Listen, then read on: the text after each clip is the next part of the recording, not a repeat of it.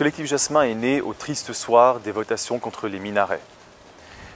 Nous avons lancé un appel sur Internet et sur Facebook et nous avons demandé aux gens de réagir contre cette loi d'exception qui était absolument inacceptable dans un pays comme la Suisse.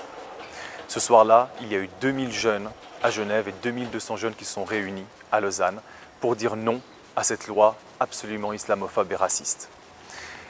Ce collectif Jasmin a ensuite voulu créer, recréer, repenser une dynamique de solidarité auprès des citoyens suisses qui étaient aussi musulmans, de ces citoyens suisses qui étaient ici, qui travaillaient, qui étaient des gens honnêtes et tout à fait dans la dynamique du peuple suisse et qui avaient le droit aussi de connaître, eux, leur espace dans la société civile de mobilisation, de contestation et de refus qu'on les prenne pour des citoyens de seconde zone. Il était indispensable pour le collectif Jasmin de pouvoir donner à ces gens qui venaient d'un pays et d'une culture où la contestation était interdite, les moyens de comprendre que devenus suisses, ils avaient le droit d'exister aussi pour leurs idées et que leur religion était une chose qu'ils pratiquaient chez eux à la maison, mais qu'à l'extérieur, ils avaient le droit d'être respectés pour ce qu'ils étaient néanmoins. Quand le printemps arabe est arrivé, le collectif Jasmin s'est mis au service des révolutions de ces pays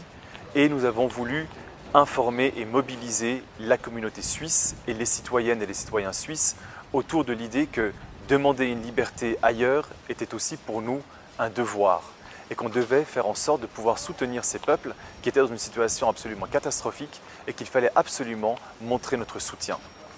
Le collectif Jasmin a suivi les Tunisiens, puis les Égyptiens, puis les Libyens, puis le Yémen, puis le Bahreïn et aujourd'hui, nous sommes évidemment pour soutenir le peuple syrien. Ignorer aujourd'hui un peuple qui se bat pour sa dignité, pour la justice et pour le droit,